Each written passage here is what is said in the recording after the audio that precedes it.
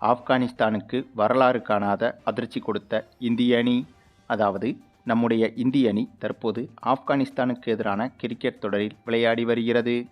3 ஒருநாள் போட்டிகள் மற்றும் ஒரு டெஸ்ட் போட்டி என 2 விதமான ஃபார்மட்டில் இந்த தொடரில் இந்த இரு அணிகளும் விளையாடுகிறது. இதில் முதலாவதாக டெஸ்ட் தொடர் நடைபெற்றது. அதுவும் ஒரே ஒரு டெஸ்ட் போட்டிதான். இந்த இரு அணிகளுக்கும் இடையே அந்த ஒரு டெஸ்ட் போட்டி தொடங்கி அந்த போட்டியில் இந்திய அணி பிரம்மாண்ட ரன் குவிப்பை செய்தது மட்டுமில்லாமல் இன்னிங்ஸ் வெற்றியையும் பதிவு செய்திருந்தது. அதனைத் தொடர்ந்து 3 ஒருநாள் போட்டிகள் கொண்ட தொடர் நடைபெற்று வருகிறது.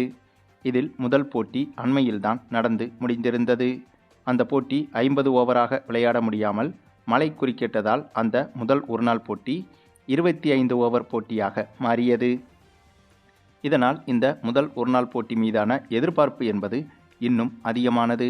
அந்த எதிர்பார்ப்புகளுக்கு தீனி போடும் வகையில்தான் அந்த முதல் ஒருநாள் போட்டியின் ரிசல்ட்டும் இருந்தது. ஏனென்றால் அந்த முதல் ஒருநாள் போட்டியில் முதலில் பேட்டிங் செய்த ஆப்கானிஸ்தான் அணி 25 ஓவர்கள் முடிவில் 194 ரன்கள் வரை எடுத்துவிட்டது. இந்த ஓவருக்கு 194 ரன்கள் என்பது மிகப்பெரிய இலக்குதான்.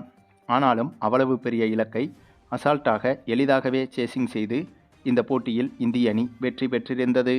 அந்தளவுக்கு இந்திய அணியின் அணுகுமுறை என்பது இந்த ஆப்கானிஸ்தான் தொடருக்கு எதிராக கடந்த போட்டி வரையிலும் வெறித்தனமாக இருந்தது.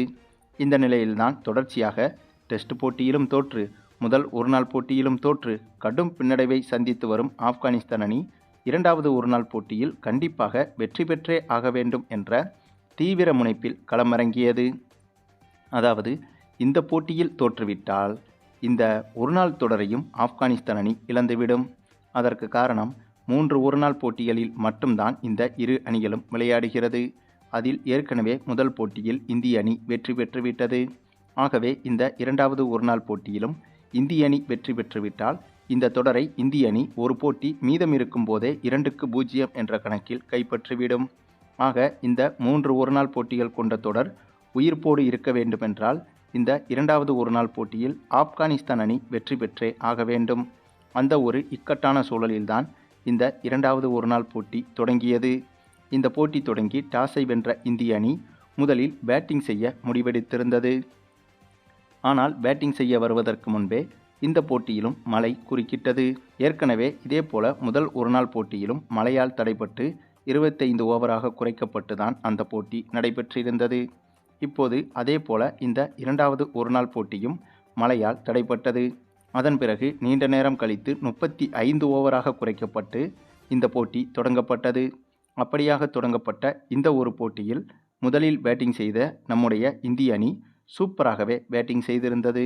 அதாவது கடந்த போட்டியில் களமிறங்காத விராட் கோலி இந்த போட்டியில் களமிறக்கப்பட்டார். அதுவும் இந்த போட்டியில் ஓப்பனிங்கில் விராட் கோலியும் ரோஹித் சர்மாவும் களமிறங்கினார்கள். இந்த ஒரு ஓப்பனிங் ஜோடியை யாருமே எதிர்பார்த்திருக்கவும் மாட்டார்கள். அந்தளவுக்கு திடீரென ரோஹித் சர்மாவும் விராட் கோலியும் ஓப்பனிங் இறங்கி அப்படி இறங்கிய இந்த இருவரும் இவங்களுக்கு வயசே ஆகலை அப்படிங்கிறத மீண்டும் ஒரு முறை நிரூபித்து காட்டினார்கள். ஆமாங்க, இந்த போட்டியில் ஓப்பனிங் இறங்கிய இந்த இருவரும் அதிரடியில் வெளுத்துவிட்டனர். கிட்டத்தட்ட 27 பந்தில் விராட் கோலி அரை சதம் எடுக்க, அதே போல வெறும் 21 பந்தில் ரோஹித் சர்மா அரை சதம் எடுக்க என ஆரம்பமே அதிரடியில் மிரட்டியது இந்திய அணி. பின்னர் அதிரடியாக விளையாடி வந்த ரோஹித் சர்மாவும் விராட் கோலியும் அடுத்த சில ஓவர்களிலேயே விக்கெட்டை இழந்தனர். அதற்கு பிறகு களமிறங்கிய இசான் கிசான், ஸ்ரேயஸ் ஐயர், வாஷிங்டன் சுந்தர், நிதிஷ்குமார் ரெட்டி என இவர்களும் தரமான பேட்டிங்கை வெளிப்படுத்தியிருந்தனர். இந்த போட்டியில் இந்திய கேப்டன் பேட்டிங் செய்ய களமிறங்கவில்லை. மற்ற பேட்ஸ்மேன்களுக்கு வாய்ப்பு கிடைக்க வேண்டும் என்று இந்திய கேப்டன் சுப்மன் கில் மட்டும் பேட்டிங் செய்ய களமிறங்கவில்லை. ஆனாலும் மற்ற பேட்ஸ்மேன்கள் அனைவருமே சூப்பராக விளையாட, அதிலும் இந்த போட்டியில் நம்முடைய நிதிஷ்குமார் ரெட்டி மற்ற பேட்ஸ்மேன்களை விட சூப்பராக விளையாடி கொடூரத்தனமான அதிரடியை காட்டி 47 பந்தில் 92 ரன்கள் வரை குவித்துவிட்டார். இவருடைய அதிரடிதான் இந்த போட்டியின் ஹைலைட்டாக மாறியது. இதன் காரணமாக 35 ஓவர்களின் முடிவிலேயே இந்திய அணி 319 ரன்கள் வரை எடுத்துவிட்டது. அதாவது 50 ஓவர் போட்டியில் 300 ரன்களை கடந்தாலே அது மிகப்பெரிய ஸ்கோராக பார்க்கப்படும். அப்படி இருக்கும்போது மழை பெய்து ஓவர்கள் குறைக்கப்பட்டு இந்த போட்டி 35 ஓவராக நடத்தப்பட்ட போதும் அந்த 35 ஓவர்களிலேயே 319 ரன்களை இந்திய அணி குவித்திருப்பது என்பது மிகப்பெரிய உலக சாதனைதான். ஆகவே இவ்வளவு பெரிய இலக்கை கண்டிப்பாக இந்த போட்டியில் ஆப்கானிஸ்தான் அணியால் எடுக்க முடியாது என்பது அனைவருக்குமே முதல் பேட்டிங்கிலேயே தெரிந்துவிட்டது. ஆனாலும் கூட ஆப்கானிஸ்தான் அணி இவ்வளவு பெரிய இலக்கை நோக்கி கடுமையான போராட்டத்தை காட்டும் என்ற அந்த ஒரு எதிர்பார்ப்பும் இருந்தது. அப்படிப்பட்ட எதிர்பார்ப்புகளுக்கும் முற்றுப்புள்ளி வைக்கும் விதமாக நம்முடைய இந்திய அணி அடுத்து தாறுமாறான சம்பவம் ஒன்றை செய்திருந்தது. அவங்க பேட்டிங்கில் எந்தளவுக்கு விஸ்வரூபம் எடுத்திருந்ததோ அதே போல பந்து வீச்சில் அதைவிட டபுள் மடங்காக விஸ்வரூபத்தை காட்டியிருந்தது இந்திய அணி. ஏனென்றால் இந்த போட்டி தொடங்கி சேசிங் செய்ய களமிறங்கிய ஆப்கானிஸ்தான் அணியை முதல் ஓவரிலேயே நம்முடைய ஹர்ஷ்தீப் சிங் பந்து வீசி 3 விக்கெட்டுகளை வீழ்த்திவிட்டார். அதாவது ஆப்கானிஸ்தான் பேட்ஸ்மேன்கள் இந்த போட்டியில் நிதானமாக விளையாட முயற்சியே செய்யவில்லை. அதற்கு காரணம் இந்த போட்டியில் தோல்வியடைந்தால் இந்த தொடரை இழந்து விடுவோம் என்ற அந்த ஒரு விஷயம் ஆப்கானிஸ்தானுக்கு நன்றாகவே தெரியும். ஆகவே வந்தா வருது போனா போகுது என அதிரடியை மட்டுமே கையில் எடுத்தது ஆப்கானிஸ்தான் அணி. அதை சரியாக பயன்படுத்தி கொண்ட இந்திய பவுலர்களும் அதற்கு தகுந்தது போல பந்து வீசி விக்கெட்டுகளையும் அடுத்தடுத்து வீழ்த்தினார்கள். இதில் ஆப்கானிஸ்தான் அணி பேட்டிங் செய்ய களமிறங்கிய முதல் ஓவரிலேயே 3 விக்கெட்டுகளை ஹர்ஷ்தீப் சிங் வீசியிருந்தார். அதன் பிறகு அடுத்த ஓவரை வீசிய பிரசித் கிருஷ்ணா அந்த ஓவரில் 2 விக்கெட்டுகளை இவர் வீழ்த்தினார்.